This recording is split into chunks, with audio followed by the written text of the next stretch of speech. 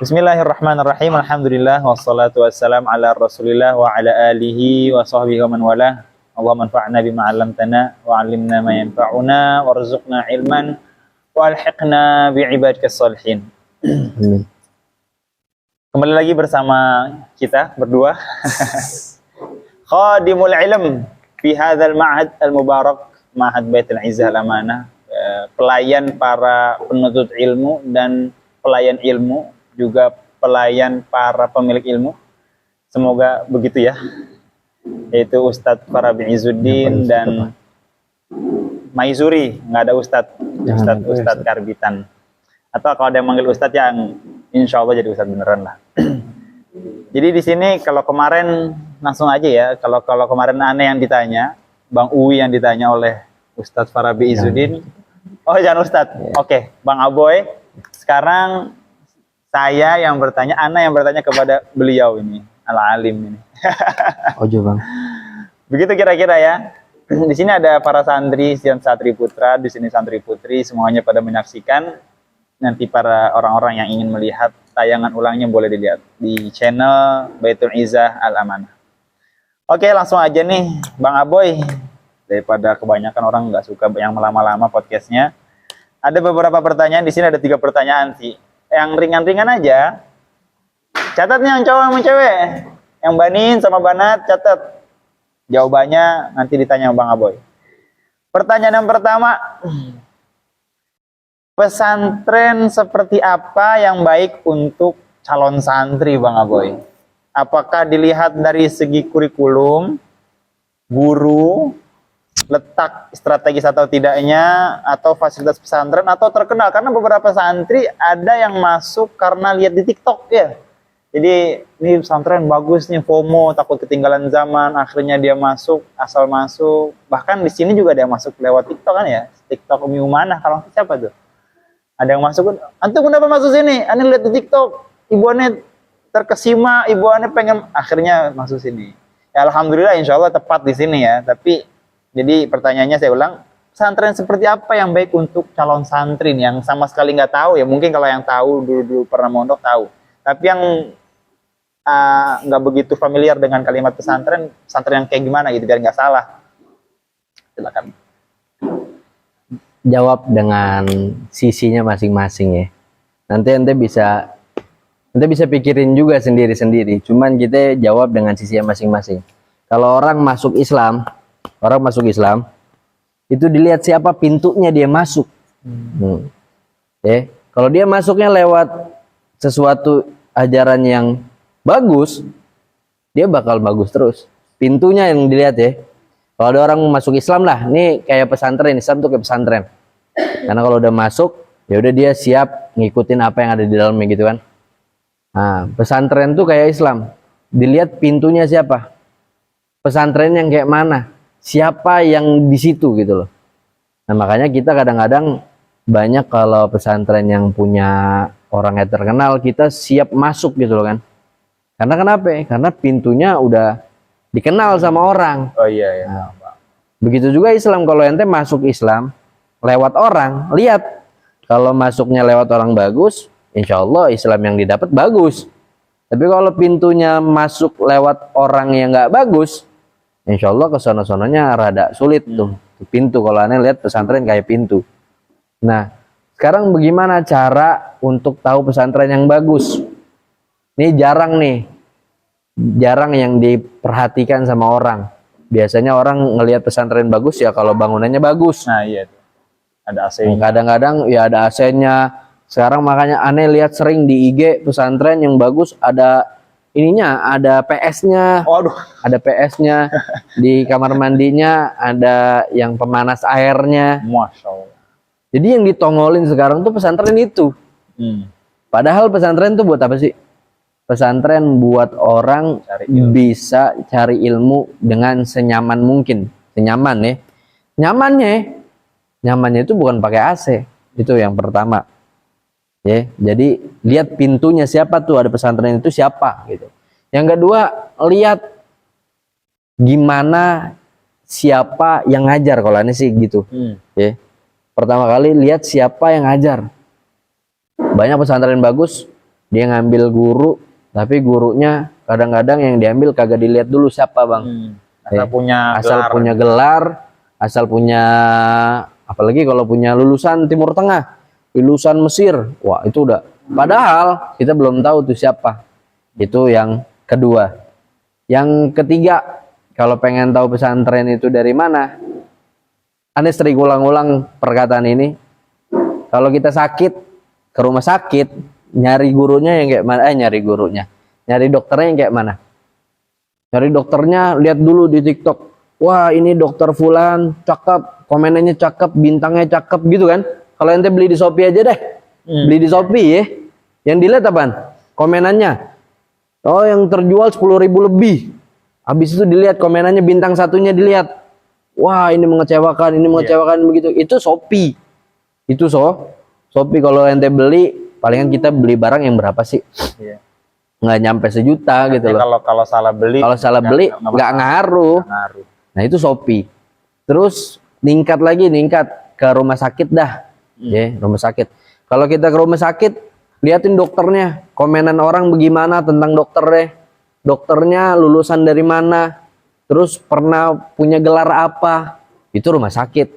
Kalau salah milih, ujung-ujungnya palingan kalau nggak dibohongin, disuntik mati gitu kan. Selesai mati. Nah ini pondok. Pondok. Kalau salah milih, urusan berabe. Kenapa urusan berabe? Karena di pondok semuanya diajarin. Dari mulai tidur sampai bangun tidur lagi diajarin. Kalau salah milih, apalagi salah milih yang nggak bener, dalam arti nggak bener, Islam buat-buatan. Kalau aneh bilang bang, orang Islam nggak ada yang berantem. Jadi yang berantem tuh Islam buat-buatan. Jadi pemahamannya salah. Bahaya banget ya. Nah, ideologinya. Gitu. Kalau sampai masuk ke situ, itu kalau kata orang-orang yang paling susah tobat tuh ajaran sesat. Jadi kalau pengen masuk pondok, yang pertama tadi siapa? Lihat pintunya. Yang kedua ngelihat apa? Lihat siapa pengajarnya gitu ya. Jadi di belakang pintunya harus lihat tuh pengajarnya siapa. Yang ketiga apa tadi?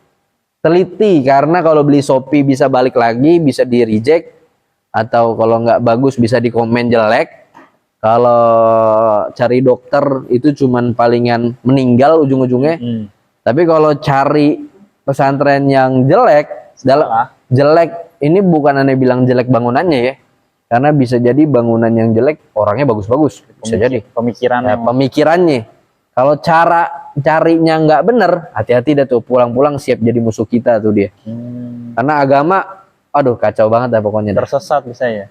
Iya kalau dibilang tersesat sih, ulama sih kalau ngomong nih, ada ulama A menghalalkan sesuatu, ada ulama B mengharapkan sesuatu. Dia tuh kagak bilang yang ngehalalin ini celaka, yang ngehalalin nggak bilang yang haramin celaka. Sama-sama punya dalil. Nah tapi kalau ajaran sesat, wah itu susah banget dah tobatnya. Itu begitu. Jadi kalau dari aneh punya prinsip 3 kalau mau cari pesantren: pintu, guru, sama bener-bener diliatin. Gitu bang, kayaknya bang.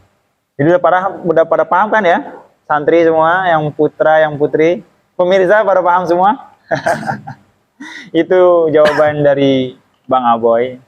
Ya cukup menjawab ya, 99% udah kejawab semua itu dengan pertanyaannya. Jadi pertama pintunya, jadi ya siapa yang promosiin, nggak mungkin dia promosiin misalnya yang jelek gitu kan. Terus juga beliau siapa yang mempromosikan ustadz atau ustadzah yang terkenal di khalayak ramai, di masyarakat luas, dari pemahamannya, pemikirannya, ilmunya. Kemudian tadi guru, gurunya yang kompeten, jangan hanya melihat gelar S1, S2, S3 atau lulusan Timur Tengah, Timur Barat misalnya, Timur Leste. Jadi harus diperhatikan benar-benar. Karena for your information, FYI, beliau ini Bang Aboy dari mana? Dari Yaman beliau. Jadi tahu lah. Tidur. Jadi beliau udah tahu bagaimana kualitas orang yang sedikit banyaknya udah tahu lah orang-orang misalnya yang lulusan Yaman, karena beliau pernah keluar juga. Kalau saya nggak pernah keluar pondok. Nah itu ya, yang ketiga terus juga ya teliti intinya itu. Jangan sampai kita masuk pondok hanya melihat fasilitas bagus, gede, ekstrakurikuler banyak, tapi nggak taunya pemahamannya. Waduh, kayak banyak pesantren sekarang, kita sebutin nggak di pesantren ini? Jangan bos, Nggak ngeri usah ya. Pesantren-pesantren yang baru kemarin itu ada kasus, nah itu kan bahaya. Jadi pemahamannya udah rusak. Santri-santrinya nanti kesananya bermusuhan dengan orang lain. Nah itu, kira-kira begitu pertanyaan pertama, alhamdulillah telah terjawab. Kemudian ada kedua nih. Yang kedua pertanyaannya, ya ini pertanyaan udah biasa sih, cuma mungkin beberapa pemirsa ada yang belum tahu. Ada yang baru tumben pesantren, ada yang baru kenal dengan dunia pesantren. Maka pertanyaan kedua adalah, fenomena pesantren adalah bengkel anak nakal. Jadi pendapat antum gimana? Jadi beberapa orang, bahkan kemarin barusan itu, kalau nggak salah pejabat pemerintah tuh bilang, ada anak bandel kita masukin pesantren, anak bandel kita masukin pesantren gitu bang, jadinya bang. Jadi seakan-akan tuh pesantren tuh bengkel, orang-orang nggak berkualitas gitu. Padahal banyak, kayak presiden kan, presiden kita, mantan presiden kita siapa, Gus Dur, kan pesantren. MPR kita, Hidayat Nur Wahid, pesantren juga. Ini, jadi itu fenomena ini tanggapan antum gimana tuh? Yang apa namanya pesantren jadi bengkel anak nakal. Kamu kalau bandel, mama masukin pesantren ya. Jadi seakan-akan, wah kenapa di pesantren emang? Kenapa enggak yang kamu kalau pinter mama masukin pesantren? Kenapa enggak begitu gitu? Jadi itu pertanyaan aneh gitu. Pertanyaan beberapa orang. Nih kalau tanggapan, jangan tanggapan deh, bahaya. Nanti habis ini dipotong tanggapan, jangan. Iya. Ini cuman segi penglihatan kita. Setiap orang punya pandangan yang masing-masing. Orang lihat 6 dari samping kelihatannya 6. Yang di sini bilang 9. Gitu kan 6 ya. Dari samping kelihatannya 6, tapi dari samping sini kelihatannya 9. Makanya aneh banget, jangan tanggapan deh. Kemarin kan ada yang ngomong kalau nakal masukin kemana? Barak militer. Ada militer. Satu lagi bilang nih biar beda lah. Kan kalau kaidahnya khalif tuh oraf, beda bakal terkenal gitu loh. Dia bilang ini sekarang lagi yang nakal-nakal tawuran masukin barak militer. Makanya kalau yang konyol-konyol nanti nih masukin juga nih bang. Barak militer. Okay.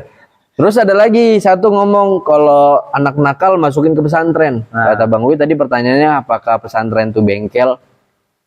Kalau aneh sih kurang setuju dibilang bengkel. Karena satu, catat nih satu. Setan ngapain kerjaannya? Setan kerjanya ngapain? Gangguin orang. Gangguin orang sampai orang itu kena di titiknya masing-masing. Sebenarnya kalau Anda bilang anak tuh nggak ada yang nakal, cuman dia kurang kurang pengikat, kurang rem lah kalau bilang. Nah remnya ada di pesantren. Kenapa di pesantren? Karena yang bisa ngerem manusia cuman agama. Iya. Yang bisa ngerem manusia cuman agama. Kenapa? Kenapa agama bisa ngerem manusia? Karena manusia ketika ngomong agama, kata Allah udah tuh. Dari hati nurani. Dari hatinya, iya. Allah, gitu, Tuhan. Udah langsung kata Tuhan tuh, kata Tuhan. Makanya ketika orang ngirim ke pesantren, dia dengan harapan, ya Allah, ini udah dikasih rem dari Tuhan, masa kagak berubah-ubah nih orang, begitu. Nah, terus, Anda pernah dapat ibarat satu, Anda sering ngomong sama anak-anak, pesantren tuh bukan tukang jahit, bukan tukang jahit. Ini udah sering Anda ulang-ulang, tapi Anda pengen nanti tanemin bener-bener gitu loh. Pesantren tuh bukan tukang jahit. Orang tua bawa anaknya aneh ibaratin di sini bahan nih. Anaknya aneh ibaratin bahan. Orang tuanya bawa anaknya ke pesantren, habis itu bayaran, habis itu udah diem aja, selesai. Mau terima jadi bagus doang. Nah itu salah. Kenapa? Karena pesantren bukan tukang jahit. Kalau tukang jahit kita bawa bahan, taruh. Kalau ada yang salah kita omelin. Kita omelin. Wah, apa ini jahitannya belok? Lah ini kok jahitannya kurang? Kok ini ada yang kelipet? Tuh kalau tukang jahit. Tapi kalau pesantren, habis pulang dari pesantren kok anaknya tambah nakal. Kok anaknya tambah susah. Kenapa tuh? Ada apa tuh yang salah? Nah, ini kembali lagi kepada kaidah yang pernah kita dapetin di Darul Khalidin, Bang. Kaidahnya apa? Kalau orang semakin baik, itu semakin banyak yang goda, gitu. Iya. Semakin baik, semakin banyak yang goda. Bukan berarti orang-orang sesat itu orang baik semua, belum tentu. Jadi kalau kata orang semakin baik, kalau kita dulu kaidahnya kalau sholat belum ada yang ganggu, Nah, belum berilmu berarti belum berilmu, belum berkualitas itu belum sholatnya. berkualitas. Jadi semakin Jadi- tinggi ilmu kualitas ilmu seorang, mungkin lebih banyak lebih gede setannya gitu kali. Makanya kan terkenal di pondok pesantren banyak orang-orang nakal. Kenapa? Karena dia emang untuk dapetin ilmu agama berat. Iya, iya. Kalau kata Anies sih begitu. Makanya Habib bilang pesantren, kenapa kok orang-orang pesantren kadang-kadang lebih buas gitu daripada orang luar? Kenapa? Karena setan godain dia, buset. Ini orang pengen jadi orang baik nih. Kalau saya nggak godain, kalau dia jadi presiden aja dah. Bahaya ya. Bisa bener semua. Bener orang. semua ntar. Nggak ada yang korupsi, nggak ada. Kalau dia jadi presiden nih, ini orang nih, emang dia pesantren di pojokan kali gitu loh, pojokan kali, jauh dari orang-orang. Tapi kalau aneh nggak gangguin dari sekarang, wah dia nanti gedean dikit jadi baik, tambah gede jadi baik, orang-orang suka, dia dipilih jadi presiden, baik semua, selesai dah. Setan tugas gangguin orang dari segi miskin kagak ada, orang udah kaya semua. Setan tugas gangguin dia dari segi akhlaknya nggak ada, orang baik-baik semua. Nah gitu, jadi setan itu dari awal, jadi setan nggak muncul gitu aja godain presiden, godain gubernur, kagak. Dia muncul dari awal, ente mulai itu udah dianuin dah tuh sama Udah dia. punya niat baik langsung diincer sama setan. Diincer langsung itu, udah langsung apa sih kalau bahasa PB-nya tuh? Udah dikunci nih orang nih.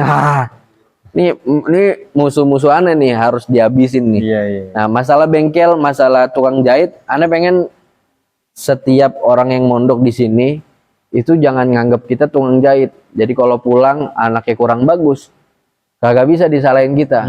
Iya, iya. Nah, jadi harus, kalau kita balik lagi ke pelajaran pertama, ya harus orang tuanya jangan ngilang, pesantrennya juga harus ngabarin, anaknya harus tahu tujuan dia di pondok itu apa.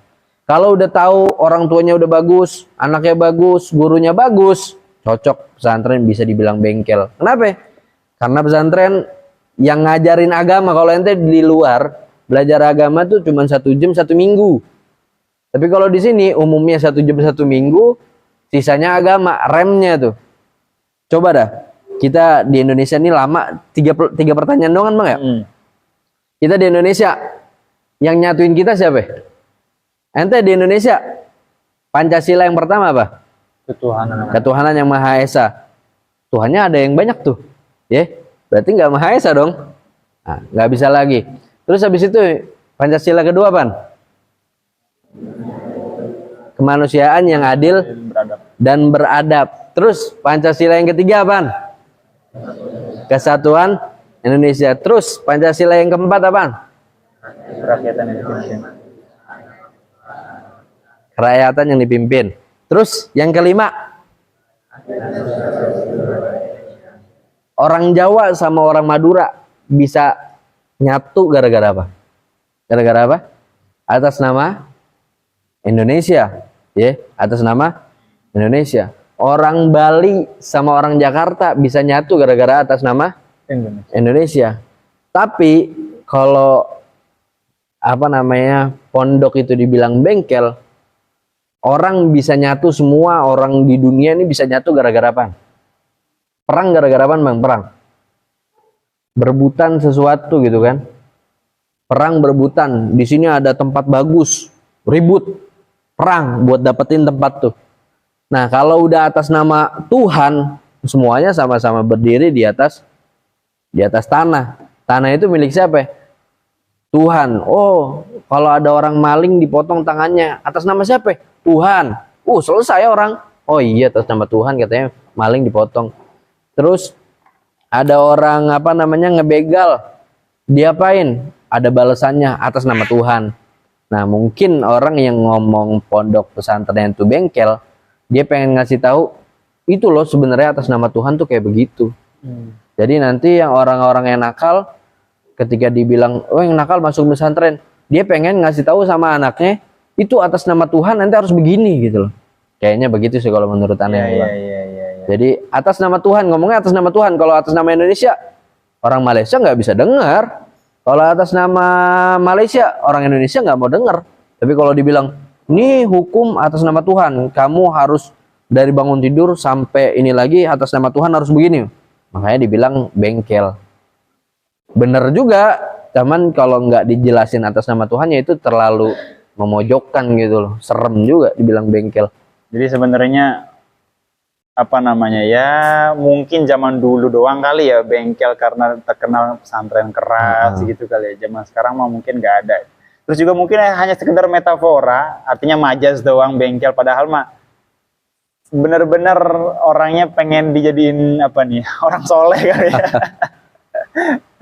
Ya, tapi masing-masing lah, masing-masing pendapat atau masing-masing pemahamannya sendiri. Ada yang bilang bengkel, ada yang bilang ini. Cuma ya tadi tuh, kenapa nggak yang pinter-pinter gitu kan? Kalau kamu pinter, mau masukin pesantren, kenapa nggak begitu gitu ya? Kenapa harus yang, kalau kamu bandel, nanti saya masukin pesantren. Ya intinya, apa intinya tadi? Atas nama Tuhan. Atas nama Tuhan pokoknya. Makanya yang sekarang terjadi di Israel, Palestina, kan dua-duanya perang atas nama siapa? Atas nama Tuhan. Iya, atas nama Tuhan. Yang Palestina ngomong atas nama Tuhan, yang Israel atas nama Tuhan. Cuman kalau dibilang Tuhan yang mana tuh? Nah kayak gitu. Tergantung nanti Tuhannya bisa nolongin dia apa kagak. Dan kalau orang dulu Tuhannya apa? Tuhannya patung, itu seterah dia. Nah kita ngomong nih atas nama Tuhan versi agama Islam gitu. Iya, benar-benar. Jadi pesantren dibilang bengkel ada benernya, tapi nggak 100% benar. Dibilang salah juga ya Pak, ada benernya. Karena emang pesantren itu ada beberapa komponen yang harus dimiliki atau harus jalan supaya benar-benar jadi benar ini orang gitu. Tadi pertama gurunya, kemudian orang tua juga punya andil, santrinya juga harus semangat dalam belajar ya. Jadi bukan bengkel atau kalau salah tukang jahit, kalau salah kenapa nih saya mondok kok jadi malah mungkin ini mungkin itu. Tar dulu, harus dilihat dulu ini udah benar belum ininya, ini udah benar belum ininya. Jadi jangan semuanya salahin pesantren kalau ada yang salah gitu ya. Itu kira-kira begitu nomor 2. Kira-kira udah terjawab ya insya Allah ya pertanyaan kedua ya. Kemudian nomor 3 nih Bang Aboy nih. Jadi beberapa santri Bang Aboy ada yang masuk pesantren karena apa namanya terpaksa. Mungkin setahun terpaksa, bahkan ada yang sampai bertahun-tahun dia mondok terpaksa Bang Aboy. Nah pertanyaannya, apakah kan maksudnya terpaksa artinya kan dia nggak mau gitu kan? Artinya kenapa dia nggak mau? Dia punya kemauan lain, jadi nggak mau. Mungkin dia pengen jadi apa, kenapa harus masuk pesantren? Saya maunya jadi misalnya pilot. Nah, kan pesantren belum ada ya, mungkin ada tapi hanya sedikit yang jurusin pilot manusia ke jadi pilot gitu, ke profesi pilot.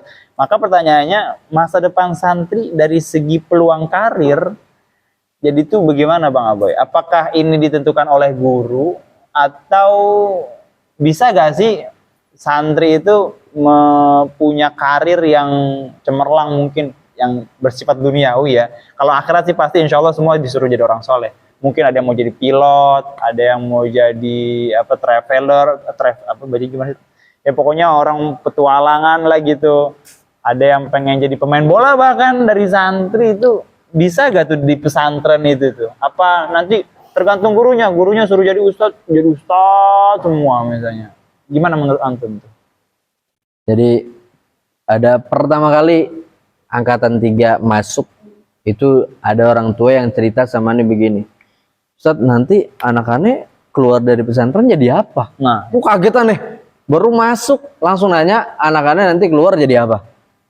Karena pikiran kita realistis aja lah. Hidup realistis itu artinya belak-belakan aja, secara pastinya, secara ininya hidup itu butuh apa? Butuh duit. Ibadah juga butuh duit.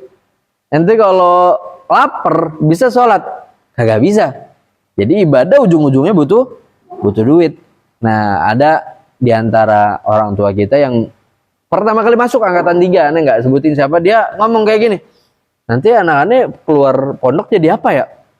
Ya aneh langsung bilang begini, kayak pertama kali Bang Wi bilang, itu ada wakil presiden dari santri, ada yang presiden dari santri. Nah, maksud santri ini jangan ente bilang santri itu kerjanya ngaji doang gitu ya. Makanya aneh sampai ngajiin kitab itu kan yang apa namanya? Kaifatakunu ghaniyan, bagaimana kamu jadi orang kaya. Ya, benar. Inti dari orang kaya itu apa? Ajaran agama Islam semua. Ajaran agama Islam semua. Orang kaya itu yang milikin hati, punya hati qanaah, menerima. Ada syukur, ada takwa. Itu ajaran siapa?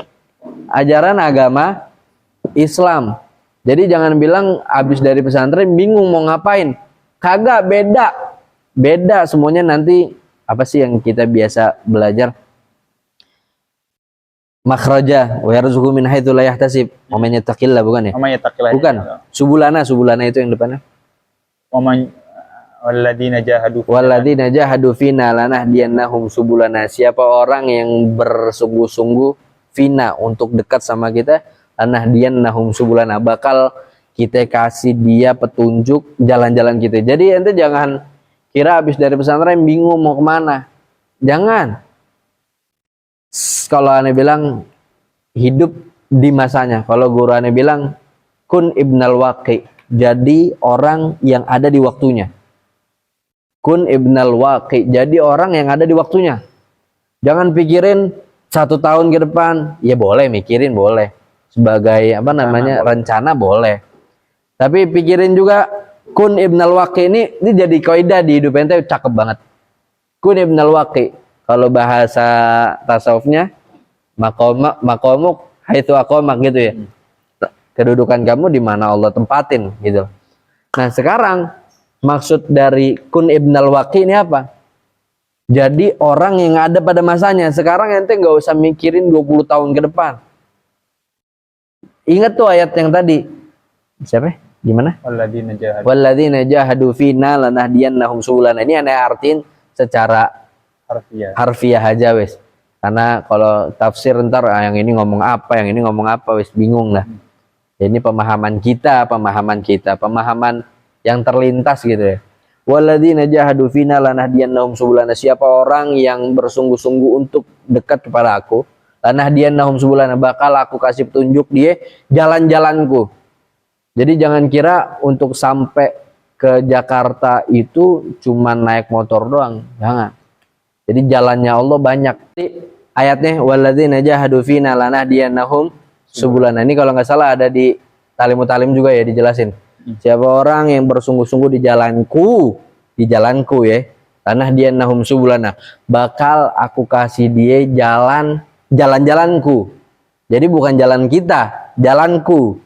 Selama tujuan ente Allah juga bakal kasih tahu jalannya dia. Bebas jalannya Allah mah bebas. Orang yang punya segalanya bebas.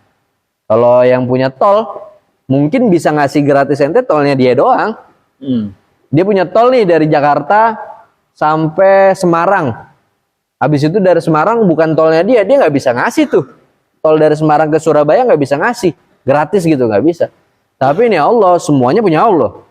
Bebas aja Allah mau ngasih yang mana kayak seterak tuh kalau aneh analogiin gampangnya. Nah, yang paling penting yang tadi aneh bilang kun ibnal waqi, jadi anak sekarang. Maksudnya di mana ente waktunya kapan? Kalau Allah taruh di situ berarti ente harus berbuat baik di situ. Jangan mikirin wah aneh 20 tahun lagi pengen jadi pilot. Jangan dipikirin. Kalau kata mertua aneh, jangan sesuatu itu jangan dibuat bingung, jangan dipikirin, jalanin. Nanti bakal ada jalannya sendiri. Karena yang ngatur kita tuh bukan kita. Kalau yang ngatur kita itu kita, semuanya jadi orang kaya. Ya betul. Yang ngatur kita itu kita, semuanya nggak ada yang mau sakit. Yang ngatur kita itu kita, semuanya pengen hidup enak semua. Tapi kenyataannya gimana? Jalannya Allah beda-beda. Ada yang masuk surga gara-gara dia jualan donat. Habis dia jualan donat, duit yang dia dapat 1.000, 2.000 dikasih orang, masuk surga bisa. Ada, jadi jangan bilang apa namanya sukses.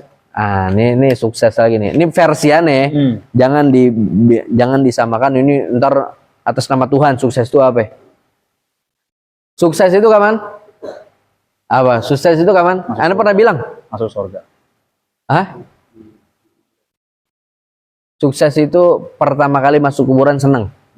Itu sukses kalau kata aneh. Tanda-tanda itu. Tanda-tanda sukses. Tanda masuk Iya. surga gitu. Jadi jangan bilang sukses itu cuman kaya. Banyak orang kaya yang kagak bisa tidur mikirin duitnya. Oh iya betul betul. Tapi jangan bilang sukses itu juga jadi orang yang kagak punya duit. Ya. Sukses itu kapan? Kalau ente dikasih duit bisa gunain. Kalau ente nggak dikasih duit bisa sabar. Ya tetap kita mintanya Afiah. iya afiah yang enak-enak aja. Enak-enak aja. Iya, kalau minta sama Allah jangan yang gak enak. Nah maksudnya jadi orang di waktunya, udah waktunya ente jadi santri 6 tahun, ya jadi santri yang bener. Tapi kalau jalan yang pertama aja 6 tahun sekarang nggak bagus, nanti kedepannya ya Allah nggak mau ngasih jalan buat kita. Gitu kalau aneh bilang, wah harusnya orang yang paling kaya di dunia ini ya para ustadz, para kiai lah. Dia yang ngamalin agama, dia yang tahu agama. Kagak gitu. Jalannya ini bukan jalan kita. Ya. Kalau kita belajar ilmu akidah punya apa bang kita? Kasep doang ya, punya kasep doang. Jadi ente nih, kita semua manusia cuma namanya punya kasep satu. Kasep itu apa? Dikasih jalan dua sama Allah. Dua-duanya punya Allah. Ente nggak bisa melakukan yang jelek kecuali atas izin Allah. Ente nggak bisa melakukan yang baik kecuali atas izin Allah dan perintah Allah. Bedanya izin sama perintah gitu ya. Dua-duanya diizinin tapi Allah nggak nyuruh kita berbuat buruk. Tapi Allah nyuruh kita dan ngizinin kita buat berbuat baik. Ini ente jalan ke sini, ya itu juga perintah Allah. Ente jalan ke baik, itu juga perintah. Itu juga kemauan Allah gitu loh. Nah yang dinilai sama Allah cuman ente milih yang mana sih nih, begitu loh.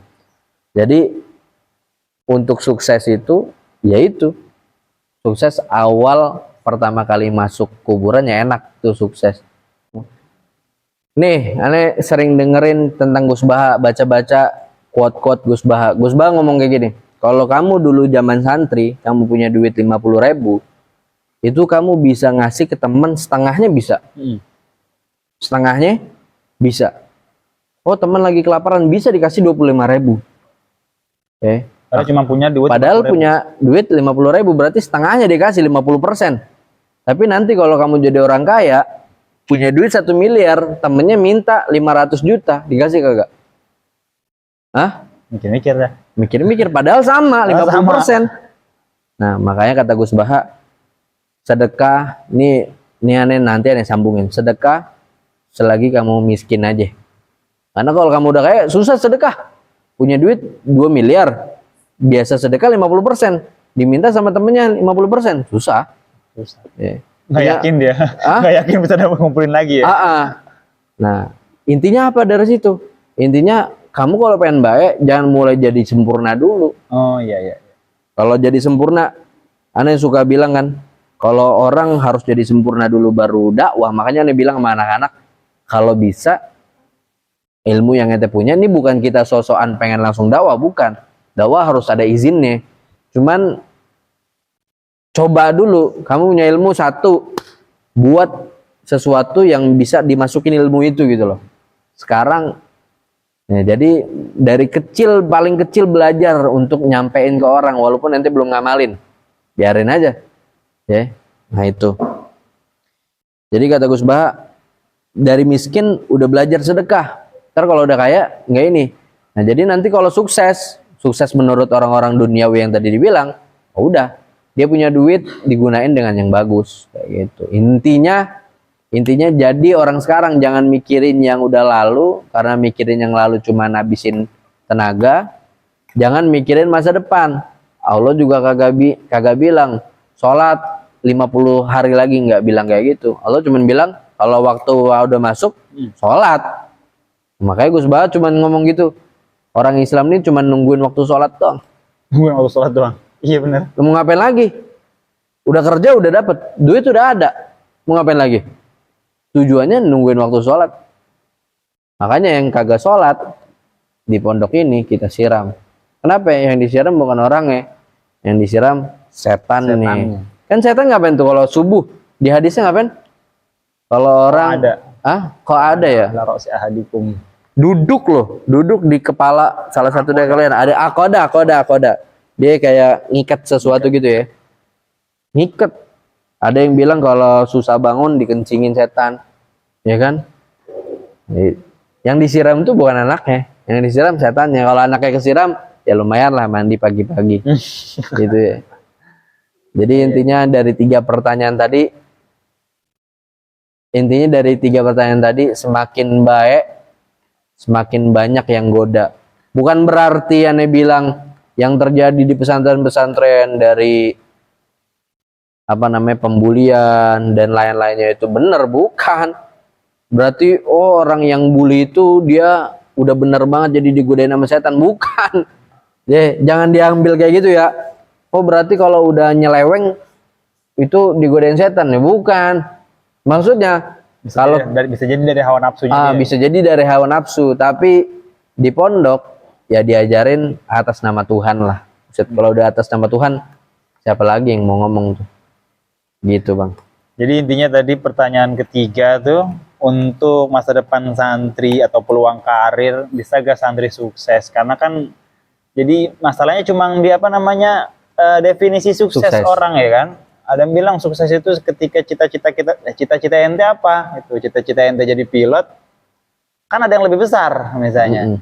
Atau jadi pemain bola kan ada yang lebih besar. Apa yang lebih besar? Ya kalau orang beriman masuk kuburan senang gitu kan. Itu dengan salah satu-satunya biar kita bisa mengejar cita-cita kita dengan ibadah. Dan juga kita masalah definisi masing-masing sukses, kaya juga. Nggak semua orang kaya yang punya duit itu kaya kan, karena ada orang beberapa punya duit banyak nggak bisa tidur. Kan kagak sukses dia berarti. Kemudian jadi Ibnul Waqi ya. Jadi nggak usah mikirin masa depan mau jadi apa, biar manfaat dulu. Jadi digunain dengan sebaik-baiknya kesempatan yang ada sekarang. Nah itu nanti insya Allah sendiri yang akan nentuin jalannya. Nanti barangkali ada yang jadi marbot masjid misalnya, Masjidil Haram kan bisa jadi kan, atau marbot Masjidil Aqsa. Nah itu kan jalan menuju Tuhan dari situ tuh. Bisa jadi dia kaya dari situ, berkah dari situ, atau ada yang jadi jualan, dagang misalnya, dagang rumah misalnya. Ya kan dia dagang bisa sukses dari situ. Jadi Allah sendiri yang akan nentuin. Jadi intinya kita berusaha memanfaatkan semaksimal mungkin kesempatan pada saat ini gitu. Ibnul Waqi kun Ibnul Waqi. Dan definisi sukses orang-orang itu harus sedikit diluruskan supaya nggak salah kaprah gitu kira-kira ya pemirsa, para santri dan santri putri yang akan disaksikan di channel Baitul Izzah Amanah. Jangan lupa subscribe, komen, sama share video ini. Kalau emang dirasa manfaat, kalau kepanjangan boleh dicepetin nggak apa-apa, tapi jangan dipotong-potong. Karena ini harus satu kesatuan. Kalau dipotong nanti ada salah kaprah. Jazakumullah khairan jazaa. Akhirul kalam, kita ucapin doa kafaratul majlis. Subhanakallahumma bihamdika asyhadu an la ilaha illa anta astaghfiruka wa atubu ilaik. Wassalamualaikum warahmatullahi wabarakatuh.